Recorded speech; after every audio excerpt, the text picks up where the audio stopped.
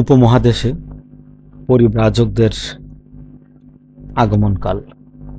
পরিব্রাজক শব্দের অর্থ হচ্ছে পর্যটক। পরিব্রাজকগণের নাম মেগাস্থিনিস, উপাধি রাষ্ট্রদূত। তিনি গ্রিস থেকে আগমন করেছিলেন প্রথম পরিব্রাজক হিসেবে খ্রিস্টপূর্ব 302 সালে। তখন ওই অঞ্চলের শাসনকার্য ছিল চন্দ্রগুপ্ত মৌর্যের হাতে। ফাহিয়েন, তিনি একজন তীর্থযাত্রী, চীন থেকে 401 সালে দ্বিতীয় চন্দ্রগুপ্তের আমলে এদেশে আসেন। হিউয়েন সাং, তিনি একজন চীনা তীর্থযাত্রী, 630 সালে ওই বাংলায় আগমন করেন। তখন তার শাসনকার্য ছিল হর্ষবর্ধনের হাতে।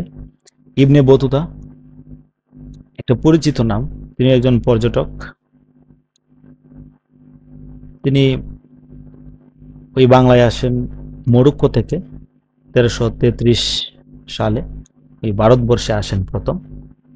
মুহাম্মদ বিন তুগলক ছিল ওই এলাকার শাসক। আবার ইবনে বতুতা 1346 সালে বাংলায় আসেন ফখরুদ্দিন মুবারক শাহ এর আমলে।